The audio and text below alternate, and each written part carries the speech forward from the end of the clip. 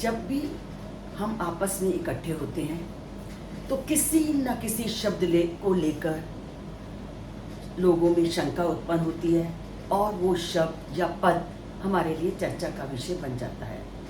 ऐसे ही बहुत से प्रश्न दिन प्रतिदिन हमारे पास आते हैं और अक्सर लोग पूछते हैं कि यहाँ पर क्या प्रत्यय लग सकता है, क्या संधि हो सकती है।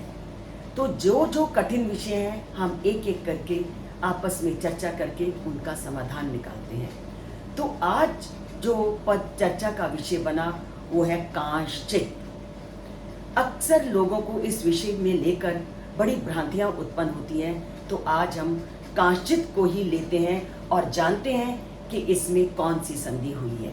कांश्चित, अगर हम इसका विग्रह करें या संधि विच्छेद करें तो इसके संधि विच्छेद होगा कान जमा चित। जब हम कहते हैं कि इसका संधि विच्छेद होगा कान जमा चित, तो मन में प्रश्न का उठना स्वाभाविक है कि अनुस्वार कैसे आया, कैसे बना।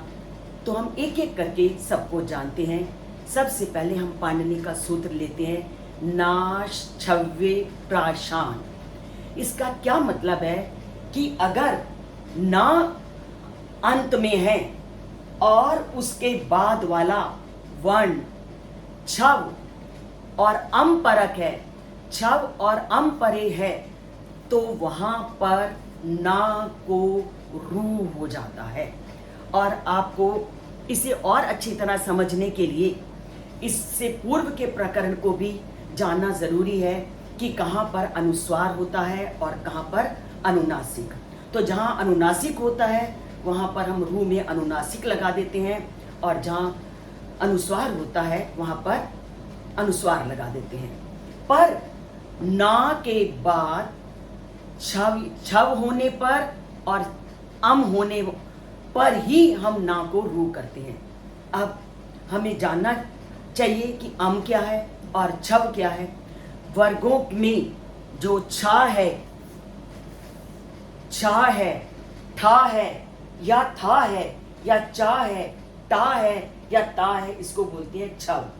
और इन वर्णों के बाद अगर स्वर आ जाए, हा आ जाए, अंतस्थ आ जाए या वर्ग का पांचवा वर्ण आ जाए तो ना को रू हो जाता है और उसके ऊपर अनुस्वार लग जाता है। अब आगे चलते हैं। अब हमने ये जान लिया कि हमने इसको रू कर दिया, अनुस्वार कर दिया, चित कर दिया और चा हमें पता है कि ये छव है और चा में जो ई लगी हुई है वो अम है।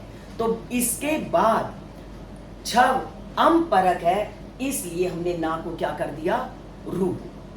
अब पाणिनि के सूत्र के अनुसार ही हमने रू के अंदर जो ऊ है उसकी इत संज्ञा कर दी, तो हमारे पास रह गया रा। और वो रा,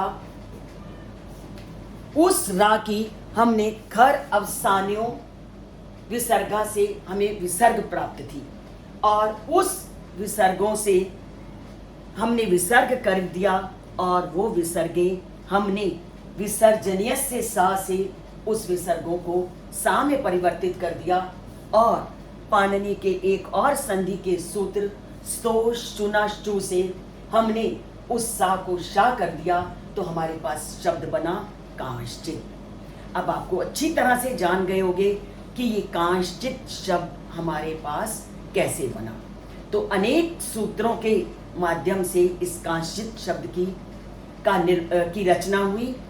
और अगर आपको नहीं समझ आया तो आप पुनः इस वीडियो को देखिए और इस वीडियो के साथ अगर आपको थोड़ा भी अच्छा लगे तो आपसे अनुरोध है कि आप वीडियो को सब्सक्राइब ज़रूर करें